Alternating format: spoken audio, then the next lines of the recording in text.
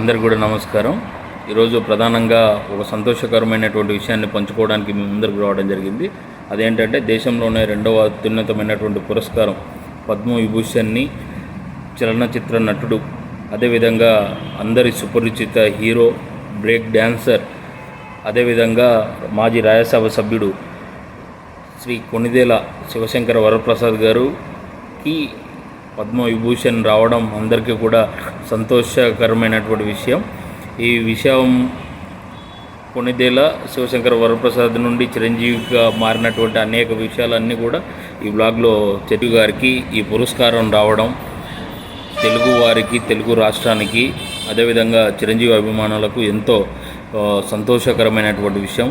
ఎందుకంటే ఒక సాధారణ కుటుంబంలో పుట్టినటువంటి కొణిదేల శివశంకర వరప్రసాద్ గారు మెగాస్టార్గా మలుచుకొని రాజకీయాల్లోనూ, వ్యాపారాల్లోనూ, అదేవిధంగా ప్రజాసేవలోనూ ఎన్నో ఒడిదుడుకులు, ఎన్నో అవరోధాలను అధిగమిస్తూ ఈ రోజున ఆయన ప్రయాణం ఎంతోమంది యువకులకు కానీ, లేకపోతే ఎంతోమంది వ్యక్తులకు కానీ ఆయన జీవితం ఎంతో కొంత ఆదర్శప్రాయణీయం.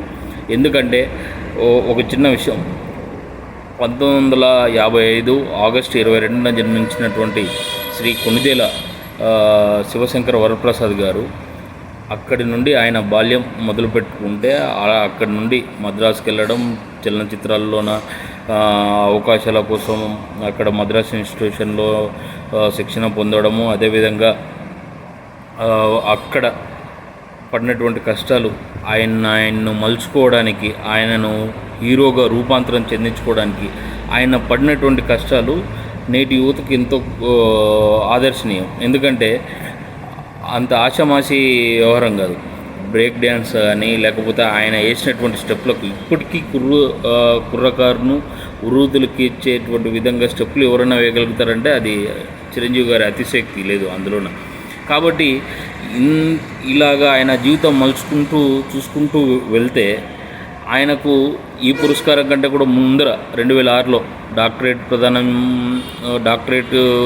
అవార్డును కూడా ప్రదానం చేశారు.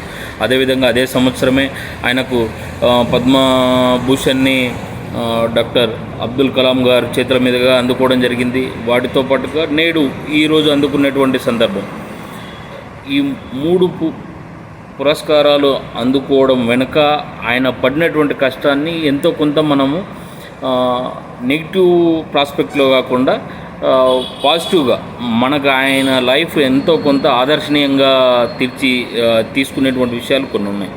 ఎందుకంటే 2006-7 ఆ టైంలో చిరంజీవి గారు రాజకీయాల్లోకి రావాలి అని చెప్పేసి పెద్ద ఎత్తున రాష్ట్రవ్యాప్తంగా, ఉమ్మడి రాష్ట్రవ్యాప్తంగా కూడా అభిమానులు కానీ అందరూ కూడా ఆయన మీద ఇది చేయడం, అదేవిధంగా అదే సంవత్సరంలోనే ఆయన తిరుపతిలో ప్రజారాజ్యం పార్టీని స్థాపించడం, దాని కాలానుగుణంగా తర్వాత కాంగ్రెస్ పార్టీలో విలీనం చేయడం, కాంగ్రెస్ పార్టీ వారు రాజ్యసభ మెంబర్గా, అదేవిధంగా కేంద్ర మంత్రిగా అవకాశం ఇచ్చిన దాన్ని ఆయన ఆ బాధ్యతలను స్వీకరించి అదేవిధంగా సమాజానికి ఎంతో కొంత తోడ్పడ్డాడు. అదేవిధంగా అంతకంటే ముందర కూడా ప్రజాసేవలో ముఖ్యంగా రక్తం ఇవ్వాలని అంటే ఈ రోజుల్లోనన్నా చాలా మీడియాలు, సోషల్ మీడియాలు, యాప్స్ ఇవన్నీ ఉన్నాయి.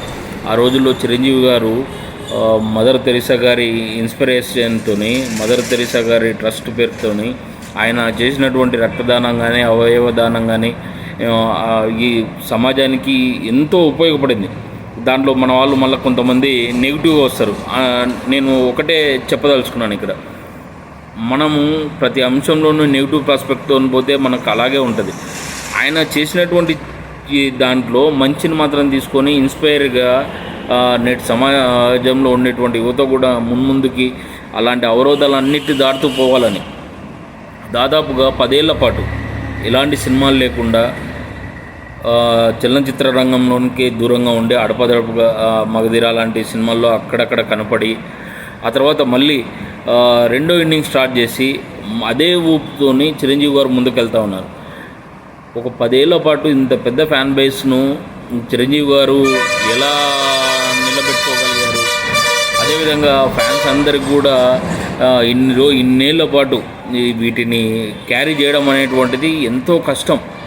మనం ఈజీగా అన్నీ మాట్లాడగలుగుతాము, ఒక వ్యక్తి పైన మసిపూసి బట్ట వేయడానికి ఎంతో టైం పట్టదు. కానీ ఆ స్ట్రగుల్, ఒక అంత పెద్ద ఫ్యాన్ బేస్ ఉన్నటువంటి వ్యక్తి ఒక పార్టీని విలీనం చేసేటప్పుడు కానీ ఆయనతో పాటు అంతమంది నడిచినటువంటి వాళ్ళకందరికీ ఎంతో కొంత సంజాయిషి చెప్పుకోవాలి.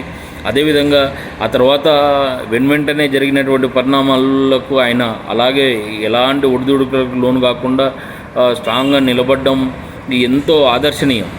అదేవిధంగా సమాజ సేవలో కూడా ఆయన వంతుగా వాళ్ళ యొక్క ఫ్యాన్స్ను కానీ లేకపోతే వాళ్ళ సంఘాలను కానీ అన్నిటినీ ముందరికి పంపించడం చాలా చాలా ఆదర్శనీయం అని చెప్పేసి నాకు అనిపిస్తూ ఉంది. అదేవిధంగా ఆయన ఫ్యాన్స్ కూడా ఈరోజు పెద్ద ఎత్తున సంబరాలు చేసుకుంటా ఉన్నారు. తెలుగు రాష్ట్రాలకు కూడా పద్మ విభూషణ్, ఎందుకంటే అంత పెద్ద పురస్కారం రావడం అనేటువంటిది మన తెలుగు వారికి, తెలుగు జాతికి అయితే చాలా గర్వకారణం అని చెప్పేసి నా నుండి.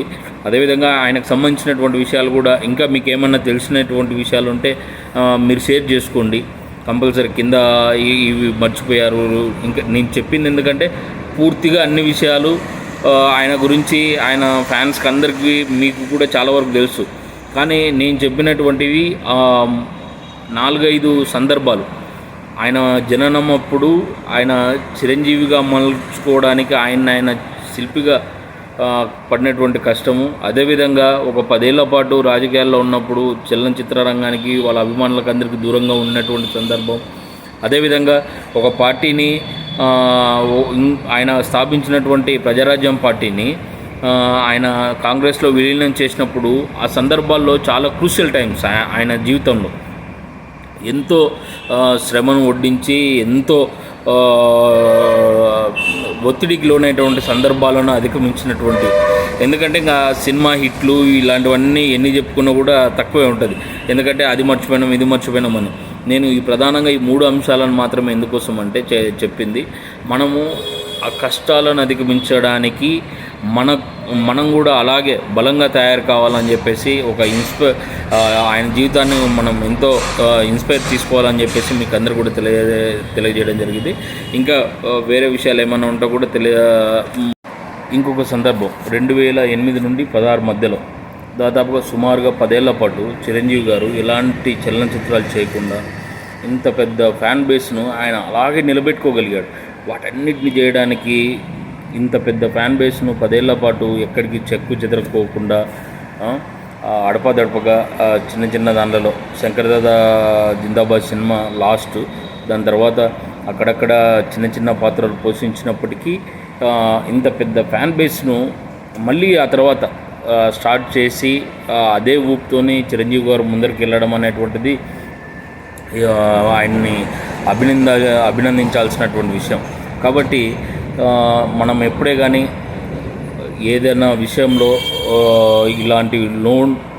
ఇలాంటి సందర్భం వచ్చినప్పుడు మనం ఎలాగా నిలబడాలా అనేటువంటి దానికి కూడా చిరంజీవి గారు ఒక నిదర్శనం. మళ్ళీ ఆ తర్వాత ఆయన చేసినటువంటి ఇది ఏదైతే ఫైట్ ఉందో దాని వల్లనే మళ్ళీ ఇప్పుడు మళ్ళీ సినిమాలు చేయడం, అదేవిధంగా మళ్ళీ వాళ్ళ ఫ్యాన్స్కి అందరికి ఉత్తేజాన్ని నింపడం, అదేవిధంగా ఈరోజు వచ్చినటువంటి ఈ పురస్కారం కూడా వీటన్నిటిలో ఆయన నేర్చుకున్నటువంటి పాఠాలు, ఆయన ఎదుర్కొన్నటువంటి కష్టాలు సుఖాలు ఇవన్నీ ఉన్నందుకే ఆయనకు ఈ రోజున దేశంలోనే అత్యున్నతమైనటువంటి 2వ పురస్కారం పద్మవిభూషణ్ను అందుకున్నారు. కాబట్టి ఆయనకు మరొకసారిగా మన తరపున, అదేవిధంగా తెలుగువారి తరపున, ఆయన అభిమానుల తరపున చిరంజీవి గారికి శుభాకాంక్షలు తెలియజేయడం జరుగుతూ ఉంది.